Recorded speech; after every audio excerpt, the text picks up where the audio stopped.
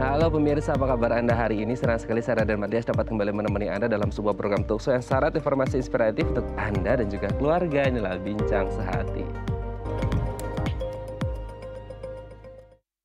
Ya pemirsa, tahukah Anda dengan penyakit infeksi mukormikosis? Nah mungkin masih agak awam dan kurang familiar gitu ya. Tapi sekarang ini lagi ramai ini diperbincangkan alias penyakit infeksi jamur hitam. Nah biasanya ini akan terjadi ketika kita kontakan langsung dengan spora atau elemen jamur. Memang penyakit ini masih langka, tapi tingkat mortalitasnya atau kematiannya juga lumayan tinggi. Oleh karena itu kita harus tahu ya penyebabnya apa dan bagaimana cara mencegah atau mengobatinya. Namun sebelum kita membahas tentang infeksi jamur hitam ini, kita akan membahas terlebih dahulu jaga kesehatan kulit selama kita memakai masker gitu ya. Karena selama pandemi ini kan kita selalu pakai masker, apalagi sekarang di PPKM darurat kita disarankan atau dianjurkan untuk memakai double masker malahan seperti itu. Nah, gimana cara menjaga kesehatan kulit selama memakai masker? Kita akan bahas satu-satu ya. Kita lihat yang pertama. Ganti masker secara rutin. Nah, seringkali kan kita membaca gitu ya literasi atau edukasi yang mengatakan bahwasanya kalau kita pakai masker seperti masker medis gitu ya, seperti yang saya pakai atau teman-teman atau pemirsa pakai di rumah, ini katanya setiap 4 jam sekali harus diganti. Karena apa? Karena mungkin ada kemungkinan kena keringat, kena debu dan lain sebagainya seperti itu yang membuat akhirnya masker ini menjadi mudah kotor dan lain sebagainya. Jadi lebih baik untuk menjaga kesehatan dan tidak terkena penyakit, kalau bisa setiap 4 jam sekali ini maskernya diganti seperti itu ya, demi kesehatan kita bersama. Oke, kita lanjut poin yang kedua. Cuci muka. Nah, ini juga menjadi sangat penting gitu ya ketika kita memakai masker gitu ya. Kan pasti mungkin ada kotoran-kotoran gitu ya yang kemudian keluar dari mulut kita, akhirnya balik lagi gitu ya ke kulit muka kita. Jadi penting bagi kita untuk mencuci muka kita, entah pakai facial foam atau sabun wajah dan lain sebagainya, pastinya yang aman untuk kesehatan kulit muka kita atau wajah kita. Jadi jangan lupa, apalagi kalau Anda habis keluar-keluar gitu ya, entah kemana karena satu hal yang sangat mendesak dan urgent sekali gitu ya. Jadi lebih baik ketika pulang ke rumah Anda langsung cuci muka Anda supaya tetap bersih. Bersih dari kotoran, bersih dari debu, bersih dari virus dan kulit Anda tetap sehat. Oke, kita lanjut poin yang selanjutnya. Penuhi kebutuhan cairan. Nah, seringkali kan tidak hanya di pandemi ya gitu ya. Kalau kita ngomongin tentang penuhi kebutuhan cairan kan memang tubuh kita ini banyak dipenuhi oleh air atau cairan gitu. Nah, penting juga bagi kita untuk memenuhi kebutuhan cairan kita supaya tubuh kita ini terhidrasi dengan baik. Minimal 8 gelas sehari gitu ya untuk memenuhi kebutuhan air dalam tubuh kita. Kenapa? Karena dengan kebutuhan air yang tercukupi maka tubuh kita akan sehat. Otomatis apa? Pasti imunnya juga baik dan kesehatan kulit kita juga baik dan sehat. Oke, kita lanjut poin yang selanjutnya. Tidak pakai riasan berlebih. Nah ini nih pemirsa, bagi Anda yang dulu ya sebelum pandemi nggak pakai masker gitu ya, mungkin riasannya full make up gitu ya. Nah selama pandemi ini mungkin ada yang masih untuk riasan full make up karena satu dan lain hal keperluan gitu ya. Ada juga yang mungkin tidak sama sekali atau setengahnya aja gitu ya. Cuma sebatas mata atau di bawah mata, di tengah-tengah hidung gitu ya, yang tidak tertutupi dengan masker. Nah apapun bentuknya kalau bisa gitu ya, apalagi untuk daerah yang ditutupi oleh masker, jangan pakai riasan yang berlebih. Kalau mau yang tipis-tipis boleh. Kenapa? Karena akhirnya pori-pori dari kulit muka kita ini akan susah untuk bernapas. Nah ini juga bisa menyebabkan bahaya pada kulit muka kita. Boleh pakai makeup yang tipis, nanti kalau sudah selesai baru dibersihkan lagi tadi seperti poin sebelumnya gitu ya. Oke, kita lanjut poin yang terakhir nih pemirsa.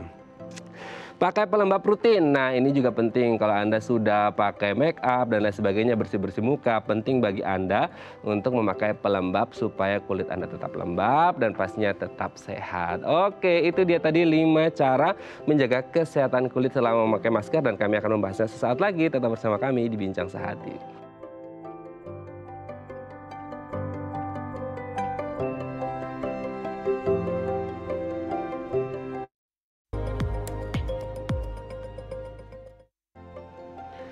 Baik, Anda masih bersama kami di Bincang Sehati. Tadi di segmen sebelumnya pemirsa kita sudah membahas beberapa cara untuk menjaga kesehatan kulit kita selama memakai masker. Coba sekarang kalau Anda perhatikan, ada nggak perubahan sama kulit wajah Anda gitu ya selama setahun kurang lebih terakhir gitu ya.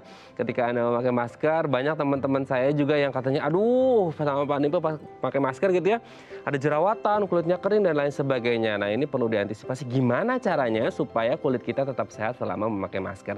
Nah untuk membahasnya telah tersambung bersama kami di sambungan Zoom dengan Dr. Ratna Komala Dewi SPKK MKes Fins DV dari Rumah Sakit Bakti Kartini. Selamat pagi Dr. Ratna, Assalamualaikum.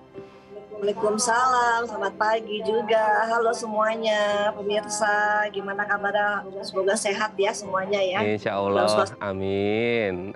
Oke dok, hari ini kita akan membahas sesuai dengan background yang ada di atas kepalanya dokter. Ini sudah well prepare banget. Iya. Kita akan menjaga kesehatan kulit saat memakai masker nih dok ya.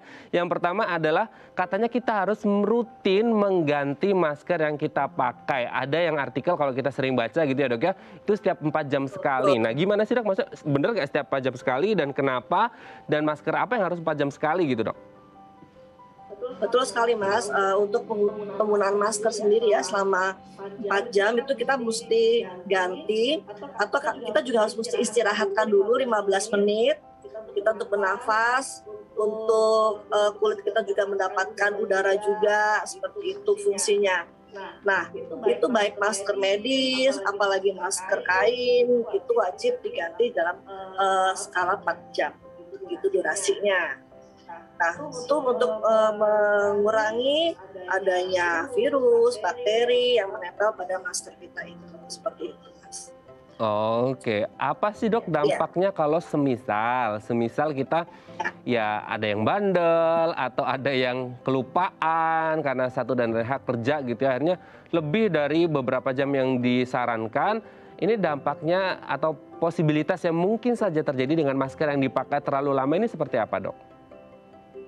Ya, banyak penyakit-penyakit yang dapat terjadi ya pada penggunaan masker yang tidak rutin diganti, yaitu seperti jerawat ya, karena itu kan ada bakteri-bakteri propionobakterium pada jerawat atau akne. Terus yang kedua juga bisa timbul jamur pada wajah. Terus juga banyak iritasi juga yang disebabkan oleh masker itu.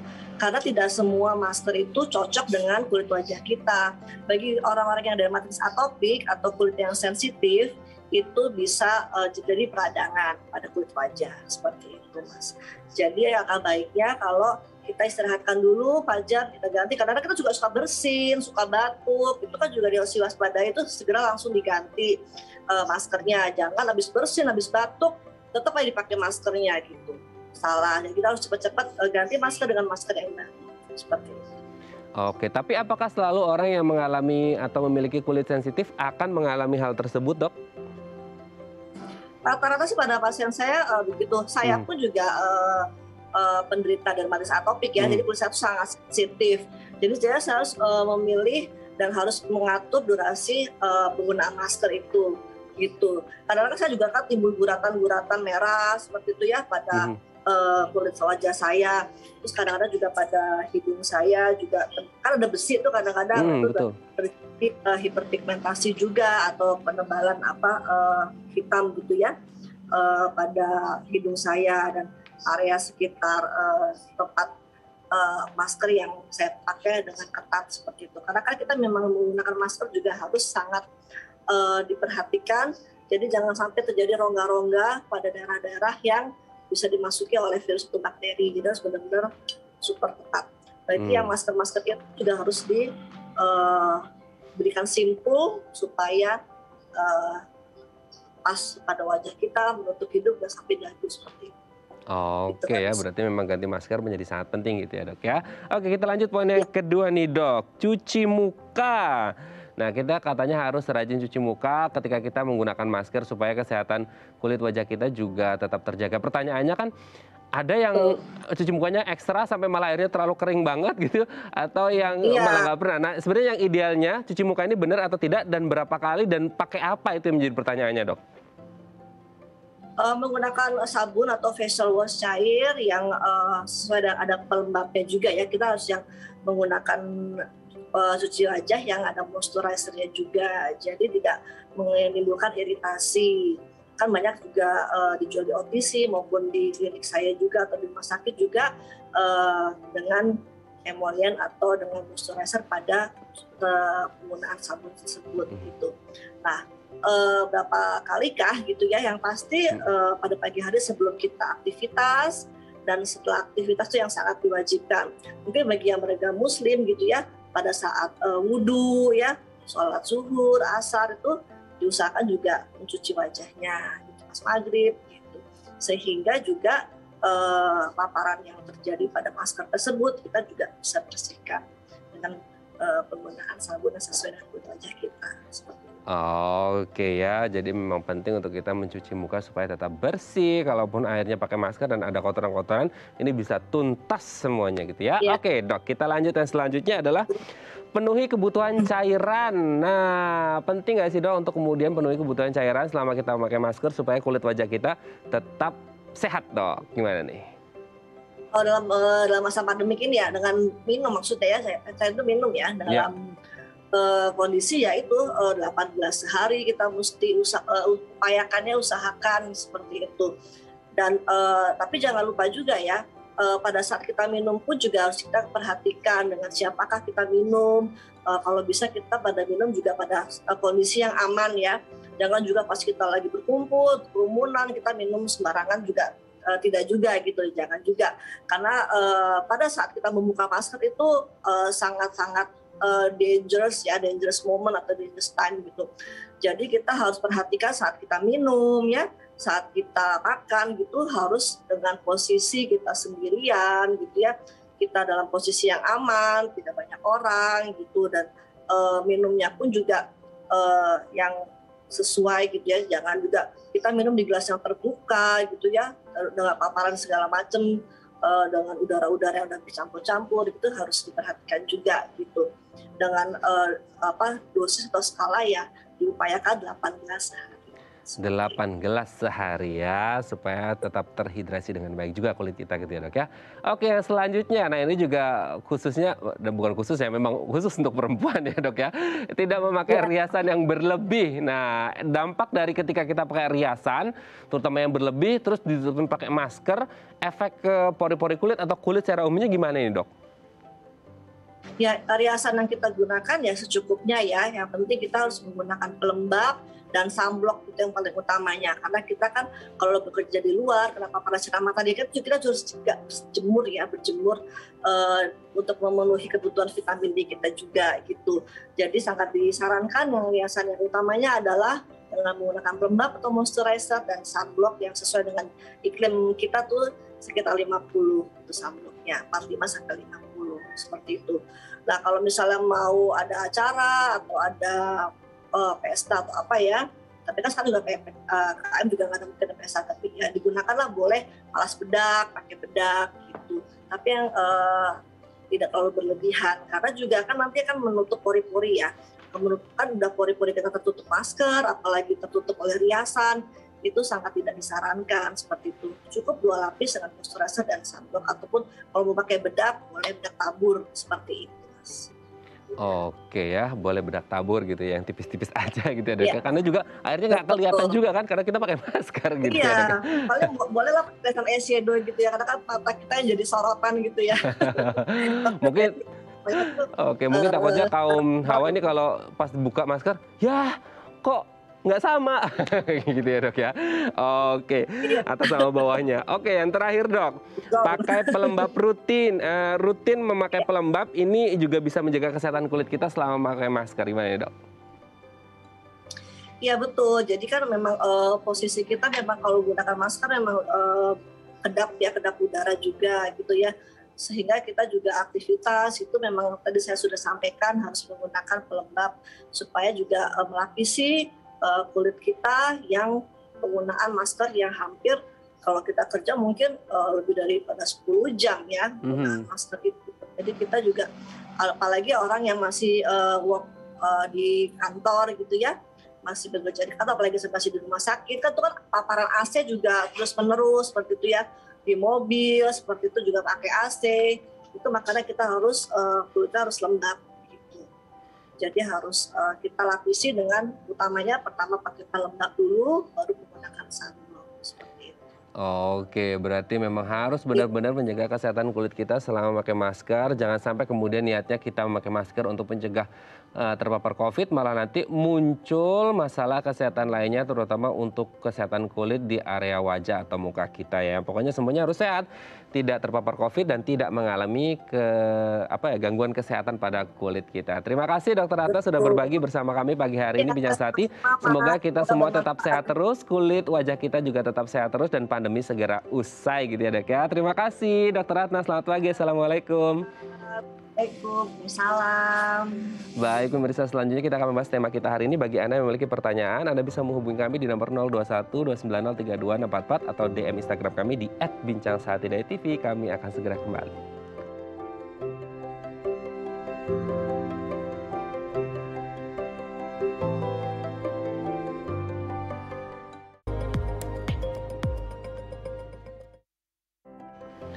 Baik, Anda masih bersama kami di Bincang Sehati dan kita masih membahas tema kita hari ini, kenali infeksi jamur hitam. Bagi Anda yang memiliki pertanyaan seputar tema kita hari ini, Anda bisa menghubungi kami di nomor 0212903244 atau DM Instagram kami di @bincangsehatidaytv dan telah tersambung bersama kami di sambungan Zoom dengan Dr. Ana Rozaliani MBiomed SPPK, konsultan penyakit infeksi KSM Pulmonologi dari Rumah Sakit Universitas Indonesia. Assalamualaikum, selamat pagi Dokter Ana. Selamat pagi, Mas Raden, apa kabar? Alhamdulillah Teman-teman baik. Bincang Sehati, semoga selalu sehat semua ya. Amin, amin. Terima kasih. Semoga Dokter Oke. Ana dan juga keluarga dan teman-teman di RSUI juga sehat-sehat terus ya Dok ya. Oke Dok, hari ini kita akan membahas satu penyakit yang mungkin masih kurang familiar gitu ya di telinga kita gitu. Tapi belakangan ini cukup ramai juga diperbincangkan ini Dok di media sosial juga gitu ya. Tentang penyakit infeksi jamur hitam. Nah sebenarnya infeksi jamur hitam ini apa sih Dok? Oke, baik. Ini cerita tentang jamur hitam nih Mas Raden, sebetulnya sempat menjadi istilahnya happening gitu ya. Ya. Happening atau menjadi pembicaraan hampir seluruh orang di dunia itu ketika tsunami di India, tsunami COVID, pasca tsunami COVID, kemudian laporan tentang infeksi jamur hitam itu sangat banyak terjadi di India. Dan orang kemudian seolah-olah belum selesai satu masalah COVID, kemudian muncul masalah lain yang tentu sangat mengkhawatirkan ya. Nah, jadi memang istilah jamur hitam ini istilah awam yang mungkin awalnya sebetulnya untuk mempermudah penyebutannya jamur hitam aja gitu. Tapi sebetulnya ada istilah yang kurang tepat. Nah, jamur hitam ini sebetulnya identik dengan mukormikosis sebetulnya ya.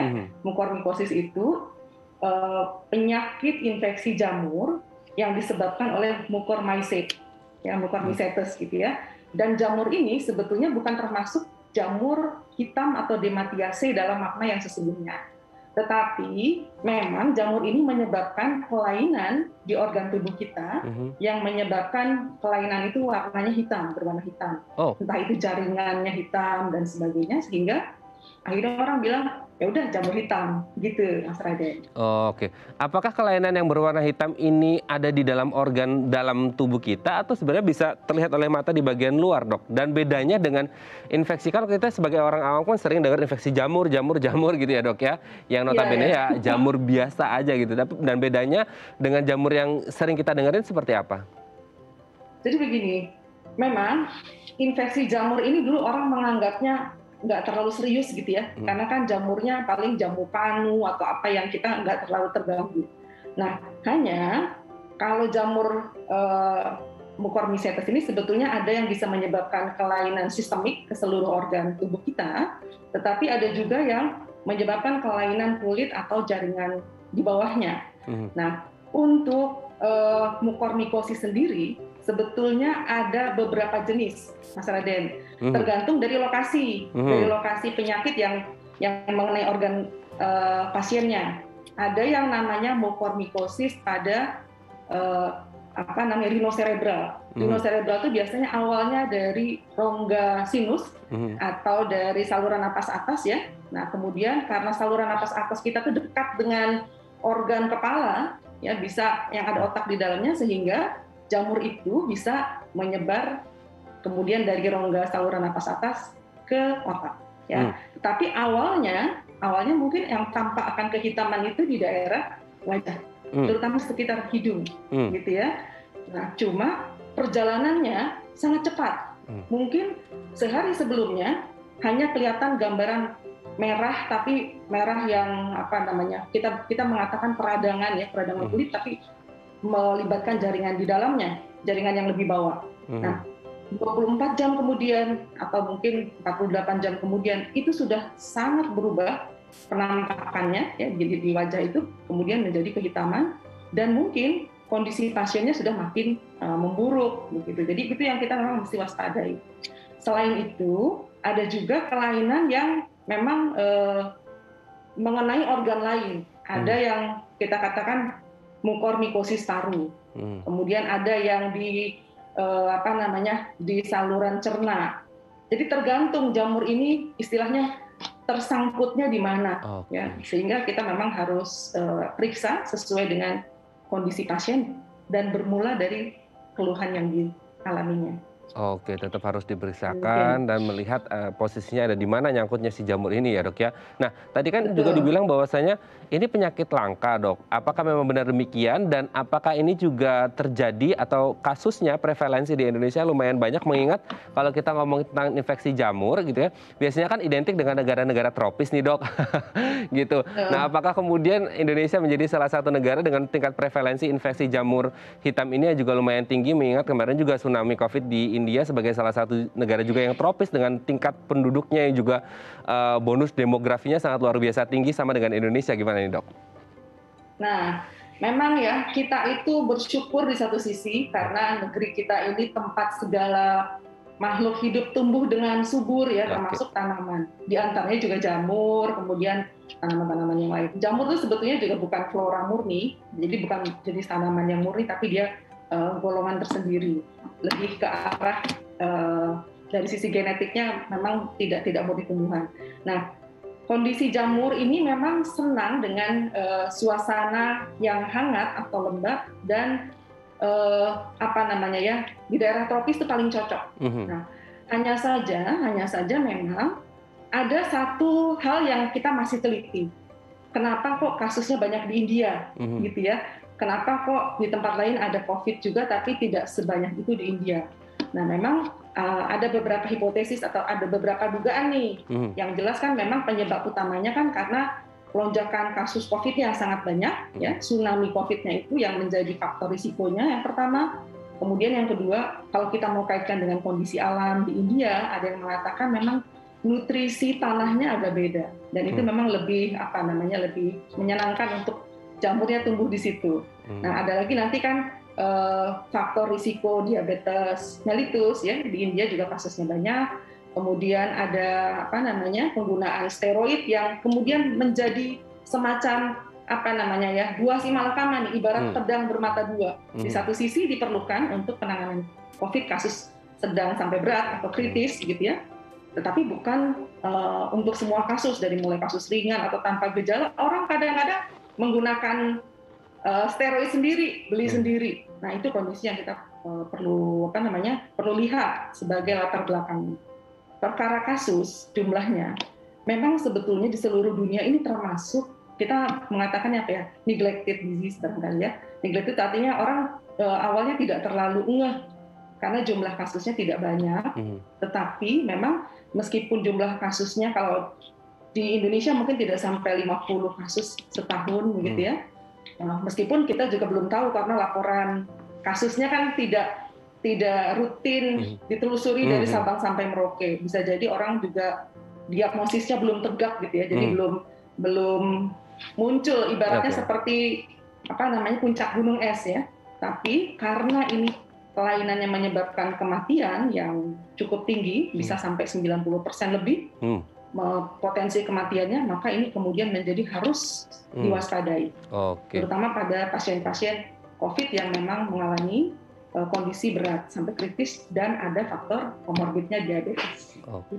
Oke, kalau kita melihat tadi dokter menyebutkan memang ini kasusnya lumayan neglected gitu ya, karena prevalensinya tidak lebih dari 50 kasus per tahunnya, tapi tingkat mortalitasnya bahkan lebih dari 90% gitu. Nah, pertanyaannya untuk mengetahui kalau kita sebagai orang awam ketika kita ngomong infeksi jamur, yang di pikiran kita gejalanya adalah gatal-gatal gitu ya dok ya. Tadi dokter menyebut panu dan lain sebagainya. Nah, kalau infeksi jamur hitam ini gejalanya sama atau justru mungkin bisa berbeda sekali dengan infeksi jamur yang biasa kita alami gitu dok?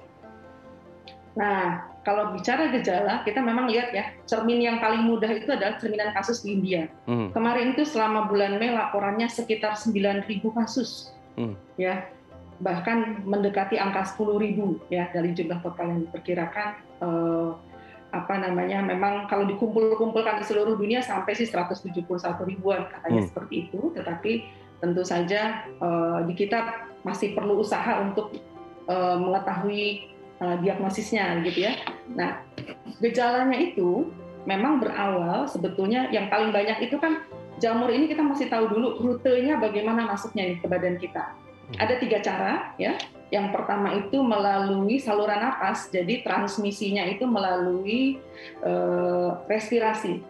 Ya, jadi sistem pernapasan kita, jamur masuk ke rongga saluran napas atas, kemudian akan yang tadi saya bilang karena jamur ini ukurannya cukup besar, kalau ada faktor risiko yang memudahkan jamur ini untuk tersangkut dalam tanda kutip ya, karena kalau pada orang normal biasanya jamur ini akan dihilangkan oleh sistem tubuh kita, sistem imunitas kita.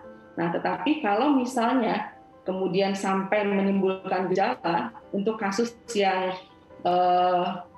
rhinocerebral yang awalnya di rongga sinus saluran napas atas itu, kita mesti hati-hati nih ya. Gejala awalnya mungkin yang kita memang bisa temukan itu bengkak pada wajah di satu sisi. Ya, kalau kita melihat kasusnya memang agak khas kalau di India tuh kebanyakan kasusnya rhinocerebral mucormycosis. Jadi ada sakit kepala, hidung tersumbat gitu ya. Kemudian ada demam yang memang tidak khas, hampir semua penyakit kan bisa menunjukkan demam ya. Betul. Nah, kemudian dalam waktu yang bertahap, dari kulit yang tadinya mungkin kemerahan, kemudian bisa muncul kelainan yang namanya eschar. Eschar itu kelainan jaringan kulit yang berwarna hitam, tapi sebetulnya itu menggambarkan nekrosis atau kematian jaringan karena suplai darahnya di dalam pembuluh-pembuluh darah utama yang penting itu dirusak oleh jamur ini. Dan jamur ini memang sebetulnya sifatnya invasif. Artinya invasif itu ibaratnya sukanya tuh menyerang gitu ya ke pembuluh darah utama, sehingga ini yang kemudian menjadi permasalahan penting gitu. Oke, dok, nanti mungkin di segmen selanjutnya kita akan membahas, tadi kan dokter juga menyebut bagaimana prevalensi ini meningkat selama pandemi COVID-19. Pertanyaannya kemudian apakah infeksi jamur hitam ini sudah ada sebelum dari pandemi COVID atau belum, atau kemudian kasusnya sangat meningkat drastis prevalensinya selama pandemi COVID, dan kenapa dan hubungannya dengan COVID seperti apa nanti akan kita bahas di segmen selanjutnya ya dok ya. Baik pemirsa, bagi Anda yang memiliki pertanyaan seputar tema kita hari ini, Anda bisa menghubungi kami di nomor 021 290 3244 atau DM Instagram kami di @bincangsahatidayatv. Kami akan segera kembali.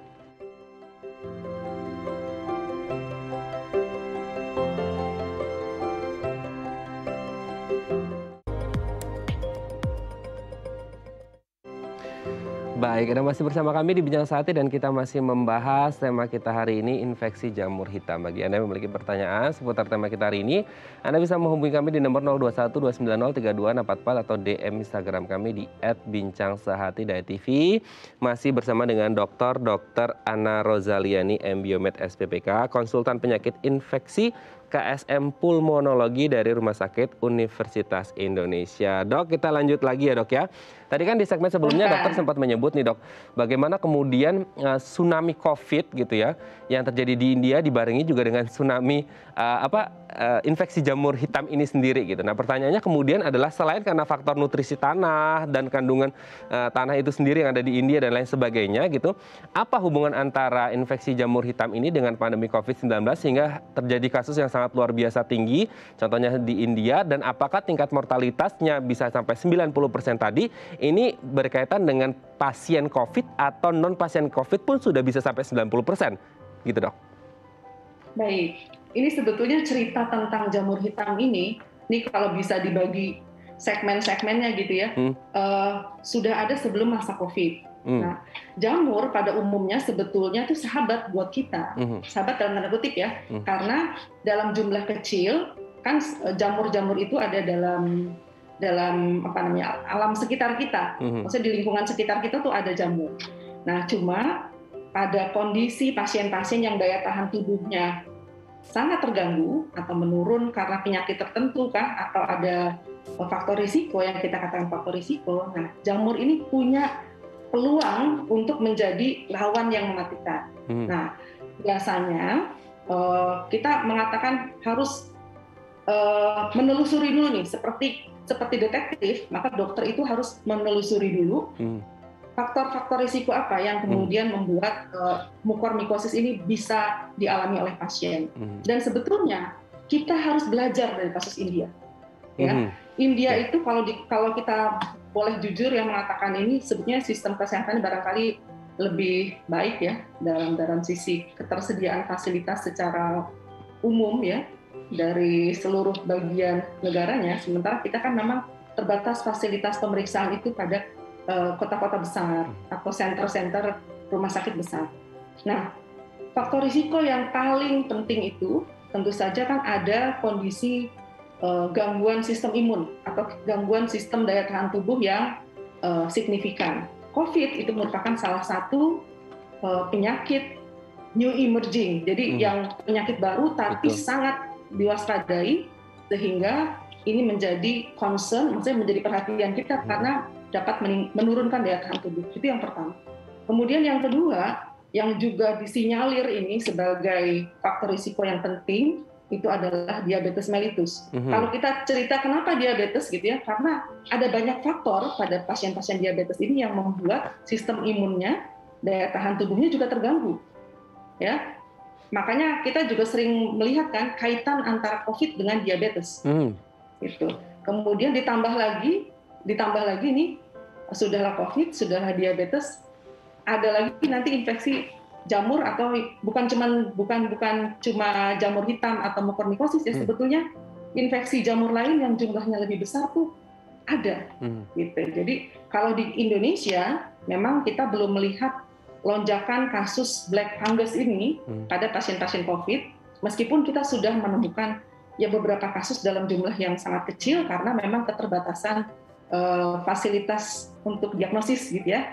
Mungkin ada, karena tidak semua jamur hitam ini tampak di permukaan tubuh kita. Kalau di paru, mukormikosis paru, maka gejalanya mirip dengan penyakit paru yang lain.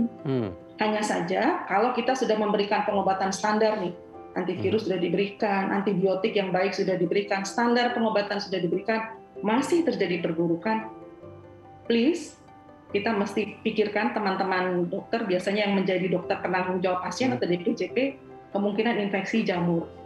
Nah, infeksi jamur sistemik kita katakan seperti itu. Sebetulnya yang kita perlu tahu juga selain mukormikosis itu, yang banyak adalah aspergillosis paru kalau untuk kelainan yang di paru.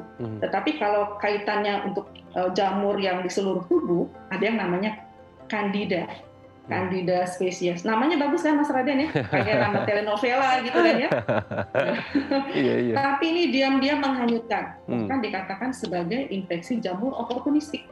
Jadi kalau daya tahan tubuh kita baik, nah dia diam-diam aja. Tapi kalau daya tahan tubuh kita turun, makin COVID, diabetes, yang menjadi, tadi saya bilang pedang bermata dua itu adalah penggunaan steroid.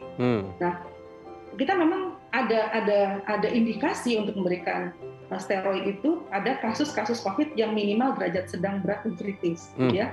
Terutama sih kita harus hati-hati, bijaksana. Nah, tapi kadang-kadang kan masyarakat kita nih senangnya ini ya, Mas Raden ya, kalau ada sesuatu yang baru isu, wah ini dexamethasone atau steroid, beli semuanya beli. Nah, menjadi tidak terkendali dan konon kabarnya mirip dengan karakter masyarakat India.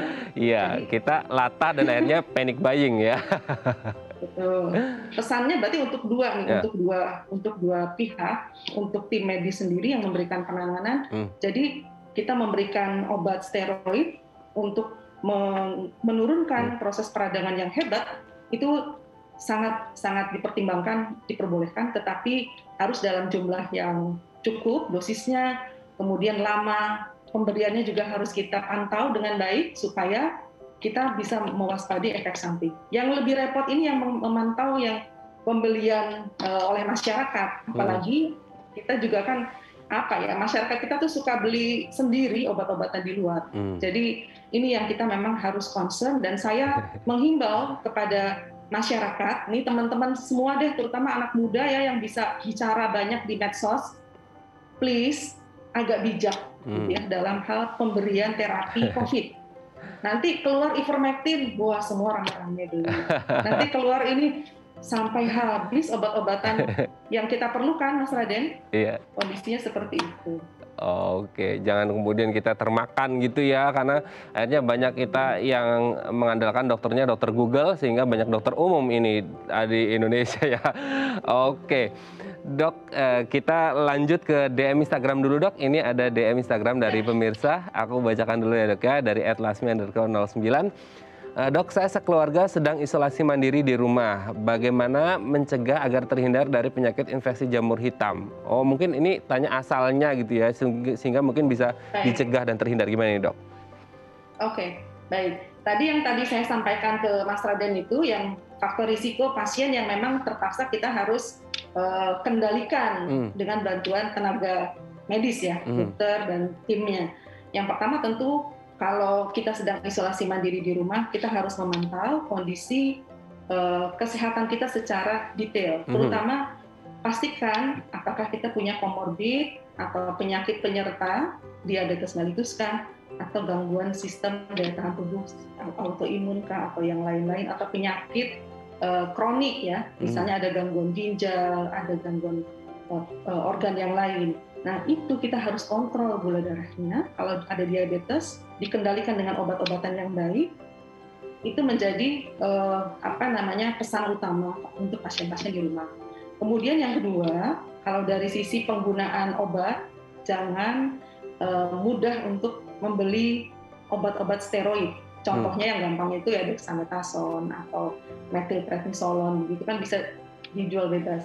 Nah, kemudian faktor lingkungan yang kita memang juga perlu waspadai ini.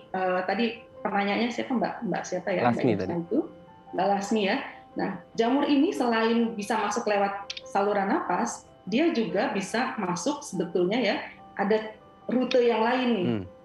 Bisa melalui goresan atau trauma di kulit kita yang memang kemudian tanpa kita sadari kemudian menjadi sumber masuknya tempat masuknya jamur.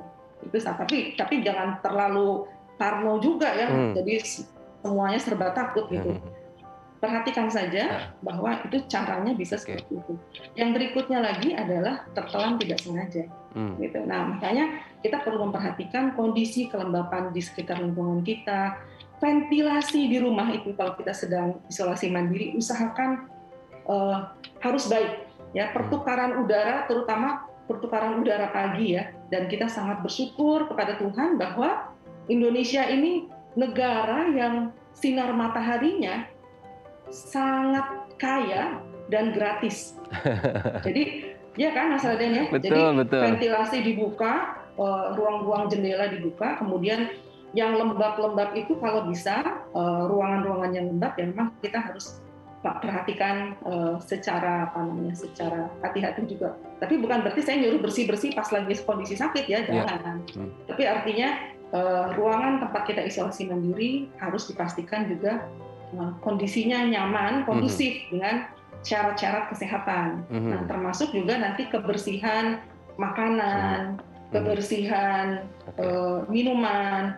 Jadi memang betul protokol kesehatan, cuci tangan dan seterusnya itu harus diperketat. Nah, disiplin pokoknya prokes dengan 5M dan lain sebagainya ya, Dok ya. Oke, semoga ini bisa menjawab pertanyaan dari Mbak Lasmi dan semoga sekeluarga isomannya cepat negatif dan cepat sehat kembali gitu ya, Dok ya. Oke, Dok, nanti kita akan lanjut lagi ngobrolin tentang infeksi jamur hitam di segmen selanjutnya. Baik pemirsa, bagi Anda yang memiliki pertanyaan seputar tema kita hari ini, Anda bisa menghubungi kami di nomor 021 290 3244 atau DM Instagram kami di @bincang1.tv. Kami akan segera kembali.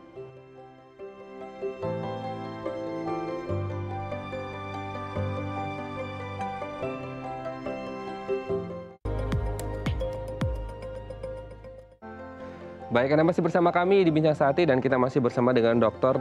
Anna Rozaliani, M.Biomed, SPK, konsultan penyakit infeksi KSM Pulmonologi dari Rumah Sakit Universitas Indonesia. Dok, sebelum kita lanjut ngomongin infeksi jamur hitam, ini sudah ada penelpon, kita sapa terlebih dahulu ya dok ya. Halo, selamat pagi. Dengan siapa di mana? Pagi, sama Ibu Diana. Ibu Diana di mana Ibu? Ibu Diana. Iya, Ibu Diana di mana Ibu? Di Langkat, Sumatera Utara. Oh, di Langkat, Sumatera Utara. Baik, silakan Ibu Diana. Ya, ini dok. Saya mau nanya infeksi jamur hitam ini. Kami kan hidupnya di desa, maksudnya di kampung. Istilahnya kan sini kami kalau di sini COVID kan termasuk udah masuk tempat kami lah. Itu kadang ini dok. Saya punya asam lambung. Dan kadang sering sesak ataupun kadang-kadang sekali batuk gitu dok. Berarti pertanyaannya apa? Baik. Pertanyaannya, apakah jamur hitam itu juga mudah memasuki yang mempunyai penyakit dalam tadi gitu? Oh, seperti asam lambung, terus tadi sesak napas dan batuk gitu ya Bu ya? Oke. Iya. Oke, seperti itu Bu Diana pertanyaannya? Iya, udah itu aja. Oke, baik. Terima kasih Bu Diana di Langkat, Sumatera Utara. Saya sehat terus dan salam untuk keluarga di rumah. Terima kasih sudah menghubungi kami di Bincang Sehati. Sama-sama. Selamat pagi. Oke, Dokter Ana, silakan dok. Baik, terima kasih Bu Diana. Luar biasa ya mengikuti acara ini meskipun jauh di pelosok sana. Tapi mudah-mudahan kondisi memang ada kita bersyukur juga kondisi udara kemudian lingkungan. Mudah-mudahan kalau di daerah itu lebih baik barangkali ya kalau kualitas udaranya lebih bersih dan seterusnya. Kemudian masyarakatnya juga mungkin tidak terlalu seheboh di kota besar kalau ada perubahan-perubahan, termasuk juga tadi istilahnya apa Mas Raden, panic buying gitu ya, beli buru-buru obat-obatan. Nah yang jelas memang Bu Diana, kalau tadi mengatakan kan kita kan ada infeksi jamur hitam ini bisa di kulit, bisa di saluran napas atas, kemudian bisa di paru, bisa juga di saluran cerna. Tapi jangan terlalu takut, jangan kemudian, aduh jangan-jangan ini semuanya jamur hitam nih. Nah, meskipun kita juga memang harus waspada. Selain tadi yang saya sampaikan ya, hati-hati kalau punya penyakit diabetes, kemudian apalagi kalau kita memang sedang mengkonsumsi atau diberikan dokter obat-obat yang membantu, sebetulnya obat-obat anti peradangan yang membantu mengurangi gejala penyakit kita, termasuk juga misalnya tadi orang-orang dengan gangguan autoimun atau peradangan. Dan jangan lupa, ada kondisi lain yang juga kita perlu waspadai, misalnya cedera kulit, atau cedera kulit yang karena luka bakar, itu juga hati-hati. Mungkin di kampung-kampung orang tidak terlalu aware gitu ya, kalau nggak apa-apa lantar juga sembuh. Atau di daerah perkebunan, hati-hati kalau kita memang bekerja di antara ranting-ranting pohon, misalnya kita tertusuk, luka kadang-kadang tidak disadari, itu juga kita harus waspada. Dan kalaupun misalnya penyakit yang tadi Bu Diana katakan, penyakit lambung dan yang lain-lain itu sepanjang sifatnya tidak menurunkan daya tahan tubuh kita, sebetulnya kita tidak perlu terlalu khawatir. Karena lambung itu biasanya kebanyakan karena faktor itu Bu, kebiasaan makan dan kebiasaan hidup ya, artinya stres, itu juga bisa mempengaruhi penyakit-penyakit yang tadi Ibu sampaikan. Jadi kuncinya sebetulnya Bu, kita harus seimbang. Ya, seimbang dalam hal makanan yang bergizi, istirahat, aktivitas, dan sekali lagi di masa COVID ini kalau bisa ya kita berlindung tentu semuanya kepada Tuhan ya, supaya jangan sampai terkena COVID gitu. Tapi kalaupun misalnya memang kita terpaksa ya memang terpilih kena arisan gitu ya, kena COVID, yang mudah-mudahan jangan sakit berat. Dan tentu awalnya kita harus melakukan pencegahan. Pencegahan selalu lebih baik daripada pengobatan. Apalagi dalam kondisi kita juga lonjakan kasusnya luar biasa ini, Mas Raden. Jauh lebih tinggi dibandingkan dengan periode-periode sebelumnya. Jadi kita belum melihat puncaknya, dan sekali lagi kita juga harus mengajak terus masyarakat supaya protokol kesehatannya diperketat, kemudian lebih rasional melakukan pengobatan untuk diri sendiri nih yang terutama. Jadi kalau ada keluhan sebaiknya konsultasi kepada ahlinya, gitu ya. Oke, semoga ini bisa menjawab pertanyaan dari Bu Diana ya dok ya. Oke dok, ini kita ke pertanyaan terakhir, waktu kita cuma 2 menit ini dok, harus dimanfaatkan sebaik-baiknya. Deteksi dan pengobatannya seperti apa ini dok? Baik, deteksi itu sebetulnya tidak cukup hanya dengan melihat secara kasat mata. Yang kita anjurkan itu adalah pemeriksaan jamurnya. Tentu saja pemeriksaan yang umum dikerjakan itu juga penting. Pemeriksaan fisik ya dari A sampai Z-nya. Badan kita diperiksa, kemudian pemeriksaan laboratorium juga perlu dipertajam, ya, pemeriksaan ronsen, radiologi dan yang lainnya itu juga dilengkapi. Tetapi sebetulnya yang menjadi kunci itu adalah pemeriksaan jamur atau pemeriksaan mikologi. Kalau di kota besar biasanya ada laboratorium parasitologi, kalau di tempat kami di UI ada mikrobiologi yang bisa mengerjakan. Nah, barangkali itu yang kita harus pertajam kemampuan diagnostik kita. Untuk melihat dari pemeriksaan langsung sebetulnya kalau bisa dari jaringan yang sakit, kemudian kita lihat dengan teknik khusus, apakah dengan mikroskop, dengan pewarnaan dan seterusnya. Nah, kalau sudah tegak dulu diagnosisnya, maka pengobatannya kita menjadi lebih confidence, lebih percaya diri kan, lebih pede. Oke, ini jamur hitam penyebabnya rhizomukor atau rhizopus dan seterusnya. Pengobatannya itu tentu adalah obat anti jamur. Obat anti jamurnya bukan sembarangan nih, bukan maaf ya kita menyebut nama nih, hampir kepleset. Tapi bukannya ada di pasaran biasa. Ini obat jamurnya khusus dan ini harus ditangani di rumah sakit dengan pengawasan yang sangat baik. Ada yang namanya amphotericin B. Ya, itu obat lama tapi efek sampingnya juga karena kita punya sediaan hanya dioksikolat yang klasik gitu ya. Itu juga harus dipertimbangkan efek samping dan yang lain-lainnya. Ada lagi obat baru namanya isavuconazole. Kita sebetulnya sangat memerlukan obat itu dan menjadi pilihan. Hanya saja nanti obat jamur ini mahal Mas Raden. Jadi kita perlu pertimbangkan biaya dan yang lain-lain.